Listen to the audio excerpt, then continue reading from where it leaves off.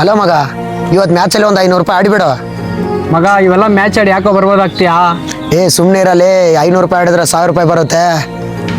S, ಅಂತೂ 1000 ರೂಪಾಯಿ ಗೆದ್ಬಿಟ್ಟೆ. ಮಗ ಮತ್ತೆ ಆಡಕ್ ಹೋಗ್ಬೇಡ ಕಣೋ, ಲೈಫ್ ಎಲ್ಲ ಹಾಳಾಗುತ್ತೆ. ನೋಡು ಮಗ, ದೋಸ್ತನ ಥರ ಆಗಿರೋ, ಜಾಸ್ತಿ ಬುದ್ಧಿವಾದ ಹೇಳಕ್ ಬರಬೇಡ ನನಗೆ. ಎಸ್, ಅಂತೂ 30,000 ರೂಪಾಯಿ ಗೆದ್ಬಿಟ್ಟೆ. ನೋಡಿದಲ್ಲ, ನನಗೆ ಬುದ್ಧಿವಾದ ಹೇಳಕ್ ಬರ್ತಿದ್ದೆ. ಈಗ ನಾ 30,000 ರೂಪಾಯಿ ಗೆದ್ದೀನಿ ಗೊತ್ತಾ? ಆಟಕ್ಕೆ ಏನೋ ಮಾಡ್ಸೋದೈತೆ ಅಂತೇಳಿ 500 ರೂಪಾಯಿ ಕೇಳಿದಲ್ಲ, ಸ್ಕ್ಯಾನರ್ ಕೂಡ ಹಾಕ್ತೇನೆ. ಅಣ್ಣ ಇನ್ನೊಂದು 500 ಇದ್ರೆ ಹಾಕಿ ಅಣ್ಣ, ಇವತ್ತು ಡ್ಯೂಟಿ ಬೇರೆ ಬಿದ್ದಿಲ್ಲ. 500 ಯಾಕೋ, 1000 ಹಾಕ್ತೀನಿ, ಕೊಡು, ಸ್ಕ್ಯಾನ್ ಕೊಡು. ಅಲ್ಲ ಮಗ, ಇವತ್ತು ಯಾವ್ದಾಯ್ತು ಮ್ಯಾಚ್? ಪಂಜಾಬ್ RCB ಐತೆ ಮಗ. ಹೌದಾ? ಅಂದ್ರೆ ಒಂದು 2 ಲಕ್ಷ ಆಡ್ಬಿಡು. ಮಗ 2 ಲಕ್ಷನಾ? ಆಡೋ. ಸರಿ ಮಗ. ಎಸ್ 2 ಲಕ್ಷ ಗೆದ್ದುಬಿಟ್ಟೆ. ಇನ್ಮೇಲೆ ನನ್ನ ತಡೆಯೋರು ಯಾರು ಇಲ್ಲ. ಎಸ್ ಇನ್ನು ಆಡ್ಬೇಕು ನಾನು. ಅಲೋ ಮಗ, ಒಂದು 4 ಲಕ್ಷ ಆಡ್ಬಿಡು. 2 ಲಕ್ಷ ಅಂದ್ರೆ ಹೆಂಗ ನಿನ್ನ ಹತ್ರ ಇದ್ದಾವ? ಇನ್ನೂ 2 ಲಕ್ಷ ನನ್ನ ಫ್ರೆಂಡ್ ಹತ್ರ ಇಸ್ಕೊಂಡು ಬರ್ತೀನಿ, ಓಕೆನಾ?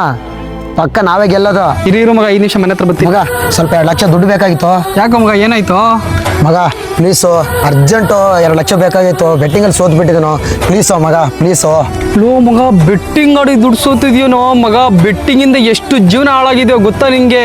ನಿಮ್ಮ ಅಪ್ಪ ಅಮ್ಮ 600 ರೂಪಾಯಿಗೆ ಕೂಲಿ ಕೆಲಸ ಮಾಡ್ತಾರೆ, ಬೆಳಗ್ಗಿಂದ ಸಾಯಂಕಾಲವರೆಗೂ. ದುಡ್ಡಿನ ಬೆಲೆ ಏನು ಅಂತ ಅವ್ರನ್ನ ಕೇಳು, ಹೇಳ್ತಾರೆ. ಲೋ ನಿನ್ಗೇನೋ ಲೋ, ಇಷ್ಟು ದೊಡ್ಡವನಾಗಿದೆ, ಮಾನ ಮರದಿಲ್ವನೋ, 1 ರೂಪಾಯಿ ಕೊಡಲ್ಲ, ಹೋಗೋ. ನಿಮ್ಮಂಥವ್ರು ಇದ್ರು ಎಷ್ಟು. ಹಲೋ ಭಯ್ಯ, ದುಡ್ಡು ಯಾವಾಗ ಕೊಡ್ತೀಯಪ್ಪ? ಭಯ್ಯ ಕೊಡ್ತೀನಿ ಭಯ್ಯ, ಸ್ವಲ್ಪ ದಿನ ವೇಟ್ ಮಾಡಿ ಭಯ್ಯ.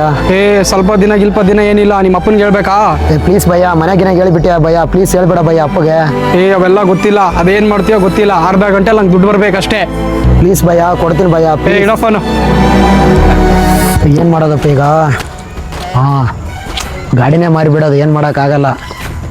ನೋಡಿ, ನೀವು ಬೆಟ್ಟಿಂಗ್ ಆಡೋಕ್ಕಿಂತ ಮುಂಚಿತವಾಗಿ ನಿಮ್ಮ ಮನೆ ಪರಿಸ್ಥಿತಿ ಬಗ್ಗೆ ಅರ್ಥ ಮಾಡ್ಕೊಳ್ಳಿ. ನಿಮಗಾಗಿ ತಂದೆ ತಾಯಿ ಇರ್ತಾರೆ, ತಂದೆ ತಾಯಿನ ಚೆನ್ನಾಗಿ ನೋಡ್ಕೊಳ್ಳಿ. ದುಡ್ಡು ಬರ್ತಾನೆ, ದುಡ್ಡಿನ ಆಸೆಗೋಸ್ಕರ ನಿಮ್ಮ ಮನೆ ಮಠ ಎಲ್ಲವನ್ನು ಕಳ್ಕೊಬೇಡಿ, ದಯವಿಟ್ಟು ಹೇಳ್ತಿದ್ದೀನಿ.